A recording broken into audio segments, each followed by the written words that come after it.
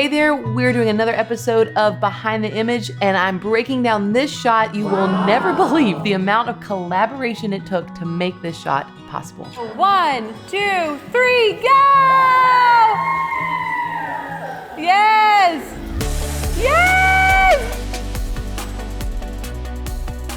Hey there, I'm Katelyn. Welcome to my YouTube channel. This is a place where we like to empower photographers to build both profitable and purposeful businesses while also letting you in on the behind the scenes of our everyday life. We're doing a behind the image episode, and this image was specifically requested by Ty because Ty was actually here and watched me photograph this. And when he saw the sneak peek go live on Instagram after the wedding was over, he was shocked at what it looked like. And he was there. So we thought, well, why were you shocked? There's a lot of components that went into making this look the way it did. And so we are choosing this image because there's so much that goes into it. And I think you can learn so much from watching the breakdown of what went into making this a reality. So we're gonna watch the behind the scenes footage now, pay attention to all the different people and components that went into making this shot possible. And then I'm gonna break down the abnormal editing process. I don't normally put in this much work to make an image what it is, but when it has the potential to be this beautiful and this perfect, I'm gonna make it that perfect, no matter what it takes. So I'm gonna break all that down, but first, let's watch me actually shoot this wedding at the real wedding day. Beautiful, yes. Okay, so I might need some bridesmaid help, maybe even mom too. I'd love to get a shot of them with confetti flying around them, okay. But I need some people to be tossing from different angles. Samantha, will you go get the other bridesmaids? Yeah. Okay. Specifically Holly and Michael, can we scoot this back like a foot? Yeah, there you go. Okay.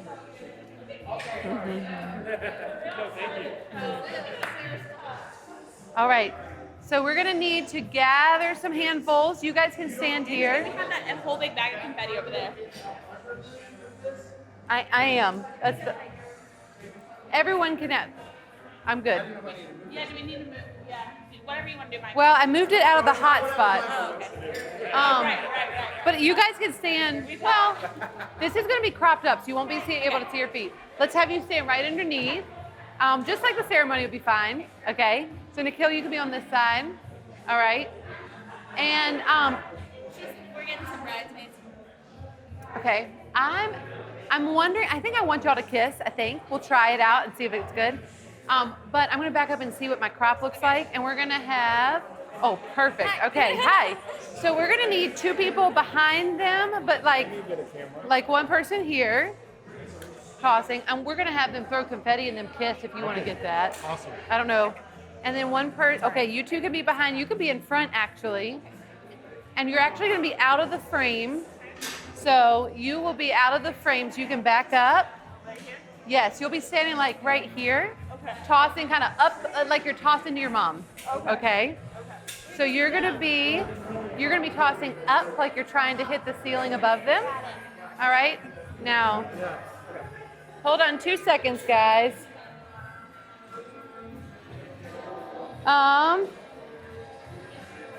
I do think we're gonna move forward if we can, okay? I am gonna move you forward. Keep on coming, keep on coming. I think there, yeah? Hold on, now Michael, you're gonna let's move the chair and everything. Hold on, let me just figure out, I might have you move back, I'm sorry.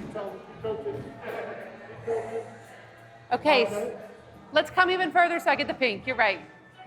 Keep on coming, girl, keep on coming, there you go. All right, so good job, everybody. On the count of 3, let's make sure you guys, let's do a nuzzle. Or a kiss, like a smooth, yes, just like that. On the cheek though. So he's kind of kissing, you're doing your face, yes, all right? Okay, y'all are going up, you're not throwing it at them, you're kind of throwing it up so it falls, okay? Up and over. Yes. Yes, we'll throw on 3. I'll do 1, 2, 3, go. You're right, Dad. Now, I do need to block that light on her face. Hold on. Yes. You want me to shoot? Or no, maybe, can we have some help? I gotta block that light on her face. Oh, right here. Can you stand right there and block that light on her face? Thank you. 1, 2,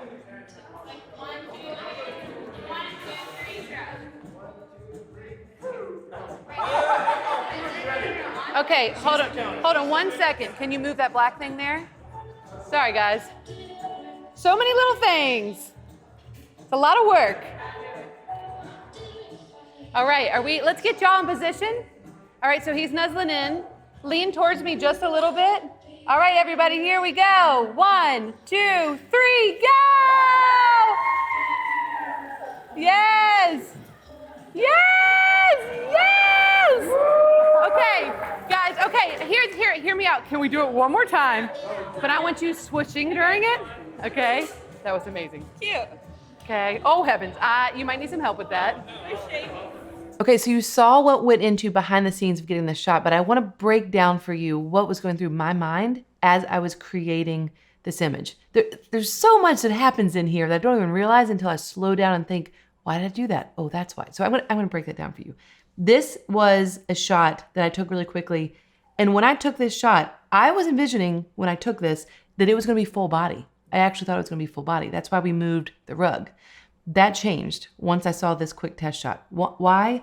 Because it was not tight enough, and it would not be magical enough because it was not tight enough. It's not gonna be magical if you can see the floor line here. So in my mind, I'm like, no, I don't like this. I don't like full body. There's too much happening. I want something like this, but I don't like all of this extra space. The space from their heads up to the really pretty detail on the ceiling, it's too big. Compositionally, that's going to be dead space. It doesn't make any sense. So I had them move forward multiple times. I didn't just say to them, okay, step forward. I actually said that, and then I said it again. I may have even said it one more time. I can't remember. But I had them continually moving forward because I wanted to close the gap of this space here. I wanted their heads to be here and then for this to be starting. So the other thing I realized here is that I want it to be vertical. That's important to realize because if you don't go into a shot understanding what the goal is, you can waste a lot of time. If I was trying to do this horizontally and have the lines of the confetti banners like this, I would have had to approach this completely differently. So it's important to know that I always envisioned it to be vertical and I always wanted to have people cropped out. What I didn't pay attention to was when I first took this shot, oh, the floor is not in a good position. I can't crop it out well. And the confetti banners, they're not in the right spot. I've got to change this up. So this was another quick little test shot. And I'm getting closer to where I wanted them to be. But you can still tell, like right here, you can still see the floor. So I had to move up again just a little bit more so that I could easily crop out the floor and get more of this. But even here, if I was to shoot like they are right here, this still isn't exactly what I wanted. I wanted there to be even less space here, so I had to move forward again. This is important because what made me take this test shot and then keep adjusting is what ultimately made the image more epic.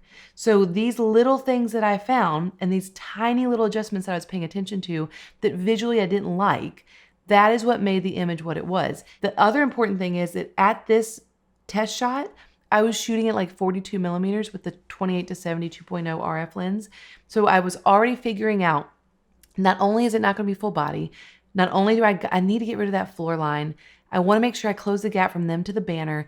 Also, I figured out I'm going to shoot around 40 to 50 millimeters. That's like the focal length that I want. This is a lot, right? I'm not thinking through all this in my head. This is subconsciously happening. How did I get to that place? A lot of practice, a lot of years of shooting and being like, ooh, I don't like something, and then just knowing how to fix it. But it helps you to learn how to do this by seeing me break down. The floor was a problem. The gap was a problem. The focal length matters. Vertical versus horizontal matters. So really quickly, another thing to point out is that in this shot, you can see both banners, whereas in this shot, you can only see one, and the gap from their head to the banner is just so huge. There's an element of getting rid of excess unused negative space that you've got to train yourself to notice because, and framing, like I could do a whole course about framing things, composition. I'm serious about a composition mini course. I would love to do that, but this is a great example of that. The adjustment of their position then led to, okay, great. Now I'm squatting down. I can see both banners. All right. But I need to pull them even more forward to close the gap. And now that they're there, now I need to have them actually tilt down and I'm going to change my angle. And there's a few things that happen with that. Not just that I'm getting, so many things. When I'm tilting down below them and shooting up, they have to tilt with me so that it's actually a flattering angle on their cheeks and their jawline. So the pose has to be adjusted. And you'll notice here that when I pull them away from the banners a little bit, all of a sudden the bokeh and the compression of the banners on the ceiling became softer, which makes it look more artistic, which I love. Okay, another thing, you'll notice on this image, she's got a giant piece of confetti on her face, but the confetti on this shot I love because I like that there's foreground confetti, there's in focus confetti, and then there's background confetti. That happened because I told everyone to throw in a certain spot. I didn't just say, all right, toss the confetti. I was strategic in saying, you guys are going to throw in front. You're going to throw up so it falls. You're not going to throw at them or straight across. It needs to go up so there's a falling down of confetti. There also needs to be someone behind them that's throwing at the same time. So there's layers. I'm creating visual layers of confetti. So the same thing that I love about shooting in like foreground outside with like blurry foregrounds and then in focus and then soft backgrounds, I'm creating that with confetti. It takes a lot of instruction to do that. So how do we get from this shot and this shot to the final shot? I photoshopped her face. And I don't love doing that, but I love the confetti of this shot so much that I thought, you know what? He looks great here. She looks great here. Let's just add her face to this shot. I gotta actually make sure this is the right shot. So just realizing this is not the exact shot because the exact shot that I took into Photoshop and replaced is in a different folder. This was pulled from like the non-keeper folder, but you get the picture. Like this was a shot where the confetti looked great. This was a shot where their faces looked great. I took the best of both worlds and I made the final image. I only selected her face though. I did not put the two full images together. I literally just pulled her face over, and that was the easiest way to make sure that it looked natural. It was super easy. It actually did not take much time at all, but I wanted to point that out because a lot of times you see shots like this and you're like, oh, it's just perfection. And it was, but it took a lot of work to get there. Okay, so there are a few things, the final image that I want you to notice that I pointed out in the test shot. There's no floor. Imagine if there was a dark line of floor here. That would kill it. You would lose the magical aspect of the image. So there's no floor.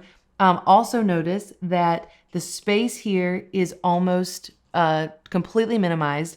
That's really important.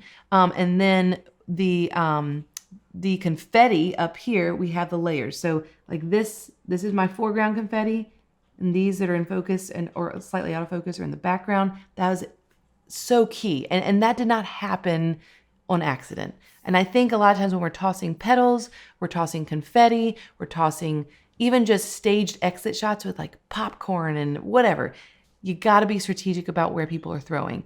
And a lot of times people think that stuff just kind of falls into place, and it really just doesn't. A lot of times people just don't even know how to toss. Like you got to do up and over. Now I will say, if you ever want to do a confetti shot with your couples and you have any say into what they purchase, this confetti was like slow floating. It was perfect for this. And it was different sizes. That's another reason why it looks so cool, is because this was not one size confetti. There's tiny little orange pieces, and then there are big pastel pieces, and that gives a lot of visual interest. So I love this shot. I also love that they look so happy and so joyful. They're photogenic. The composition is fun. It's an overall win. So something else to point out that you saw behind the scenes is that this took a lot of work. I had grandma, sweet grandma, blocking the light with her body. I had granddad blocking the light. Ty was blocking the light. I had to move Michael. I had to ask the videographer to step back. I had to find bridal party. I had to instruct the bridal party. I had to move the rug. Didn't even need to move the rug eventually, but I moved the rug. Moved the couple up multiple times. I actually made them do this 2 or 3 times. There's a lot of things that went into making this shot. And I think the take home is, if you're like, oh, I want shots like that in my portfolio, I guess something to ask yourself is, are you taking all these steps to make a shot like this happen and taking advantage of opportunities where it can happen? This couldn't happen at my wedding this past weekend. There's no way. This happened because I had a couple that valued photography. I had a couple that valued creativity. I had a couple who styled their wedding well and had confetti there and had a white building to shoot in. I mean, imagine if the wall behind them was brown. This wouldn't work. So there's a lot that goes into making a shot like this happen. It does not happen easily. It doesn't happen simply. You got to have the right key ingredients to make the final recipe amazing.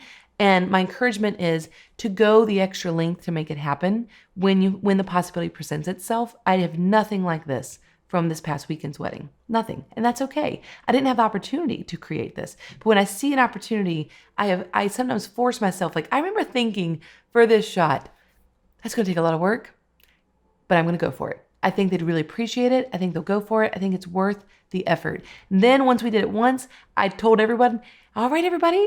And I remember thinking, should I ask them? Yep, I'm going to ask them. Pick up your confetti again. We're going to do it a couple more times. And do they care? No, but it did take some effort. Took some guts. It took me taking a step out of my comfort zone, being a little bit more engaged than I normally am, and making a magical shot happen for our couple. So I hope this is encouraging to you. It should be encouraging to see the work that goes into something like this and have a light bulb moment and think, okay, I can do this. You can do this. It's going to take a lot of practice and it's going to take a lot of action. So if you love this, if you want to see more examples of this, I think you would thrive in KJ All Access. What is KJ All Access? KJ All Access is basically watching this times 4 more hours. Like their entire wedding on KJ All Access, hours and hours of content. It's actually not on KJ All Access yet. It's coming. Get excited. But there are 40 plus episodes. When you sign up for KJ All Access, you have access to every wedding except one that I have shot the last 4 years. You can watch me do stuff like this from the last 4 years. You can watch me go into situations where I mess up. I don't make all the perfect decisions. And you can also see me kill it in some stressful situations. You can learn from watching me do it in real life. And that is a game changer for thousands of photographers who have been in our membership program over the last 4 years. So KJ All Access is linked below. If you are not ready to invest, try it for 5 days. See if you love it. You have access to literally everything. So if you want to binge watch everything, you can totally beat the system and do that. You just would not be able to eat, breathe, sleep, or see your family, but give the trial a try. It's free. If you love it, become a KJ All Access member and get access to new content like this every single month. So glad you tuned in. We will do this again. Leave comments below if you have questions, but also if you just have some encouragement, because I love doing this stuff, but it's also a little nerve-wracking to be like, all right, I'm just gonna admit it. I photoshopped it. If it's helpful, let me know and I'll keep doing it. Thanks for tuning in, like and subscribe, and I will see you next week. Bye. Do I say bye? Bye. Bye! I always forget. Anyway, I always forget who goes first. If you didn't like it, say it's Ty's fault. Yeah, blame Ty if you don't like this, and we'll never do it again. Bye! Bye.